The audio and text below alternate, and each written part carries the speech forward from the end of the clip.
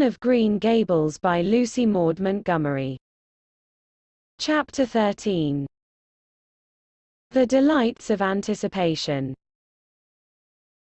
"It's time Anne was in to do her sewing," said Marilla, glancing at the clock and then out into the yellow August afternoon where everything drowsed in the heat.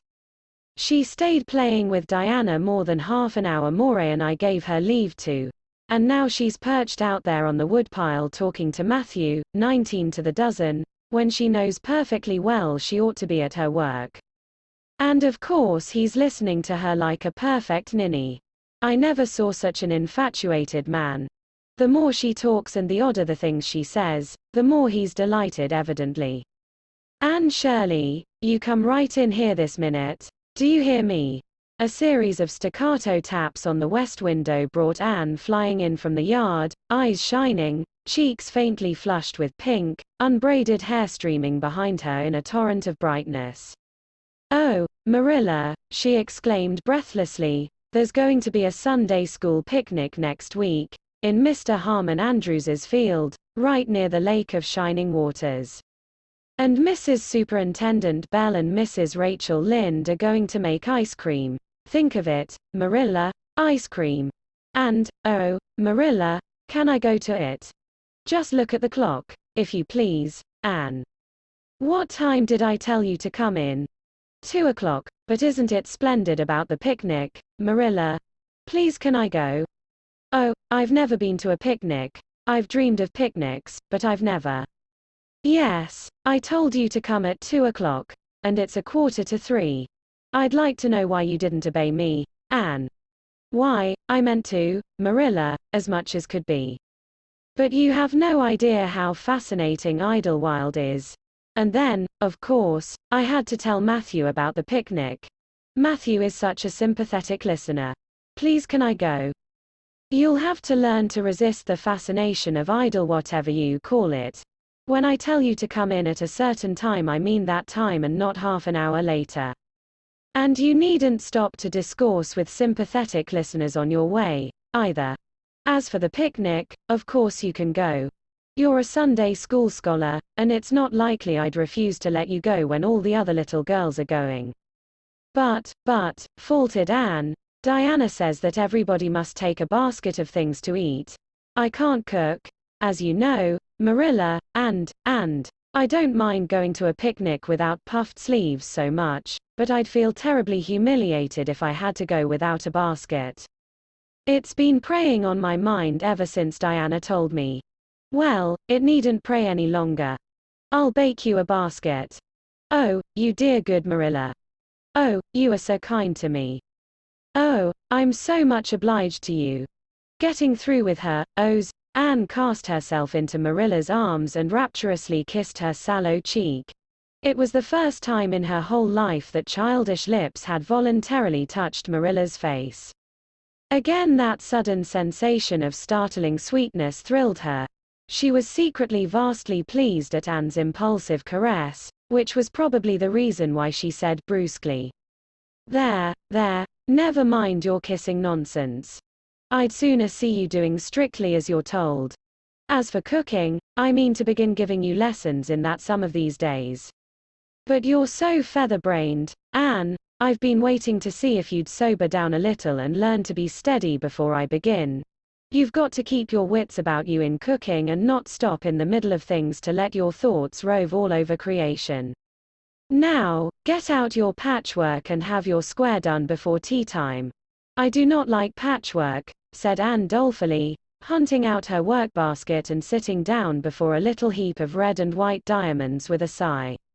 "I think some kinds of sewing would be nice, but there's no scope for imagination in patchwork. It's just one little seam after another and you never seem to be getting anywhere. But of course I'd rather be Anne of Green Gables sewing patchwork than Anne of any other place with nothing to do but play. I wish time went as quick sewing patches as it does when I'm playing with Diana, though. Oh, we do have such elegant times, Marilla. I have to furnish most of the imagination, but I'm well able to do that. Diana is simply perfect in every other way." You know that little piece of land across the brook that runs up between our farm and Mr. Barry's? It belongs to Mr. William Bell, and right in the corner there is a little ring of white birch trees, the most romantic spot, Marilla. Diana and I have our playhouse there. We call it Idlewild. Isn't that a poetical name? I assure you it took me some time to think it out. I stayed awake nearly a whole night before I invented it. Then, just as I was dropping off to sleep, it came like an inspiration. Diana was enraptured when she heard it. We have got our house fixed up elegantly. You must come and see it, Marilla. Won't you? We have great big stones, all covered with moss, for seats, and boards from tree to tree for shelves. And we have all our dishes on them. Of course, they're all broken, but it's the easiest thing in the world to imagine that they are whole. There's a piece of a plate with a spray of red and yellow ivy on it that is especially beautiful. We keep it in the parlor, and we have the fairy glass there, too. The fairy glass is as lovely as a dream. Diana found it out in the woods behind their chicken house. It's all full of rainbows, just little young rainbows that haven't grown big yet, and Diana's mother told her it was broken off a hanging lamp they once had. But it's nice to imagine the fairies lost it one night when they had a ball, so we call it the fairy glass. Matthew is going to make us a table. Oh, we have named that little round pool over in Mr. Barry's field Willowmere. I got that name out of the book Diana lent me. That was a thrilling book, Marilla. The heroine had 5 lovers. I'd be satisfied with one, wouldn't you? She was very handsome and she went through great tribulations. She could faint as easy as anything. I'd love to be able to faint, wouldn't you, Marilla? It's so romantic. But I'm really very healthy for all I'm so thin. I believe I'm getting fatter, though.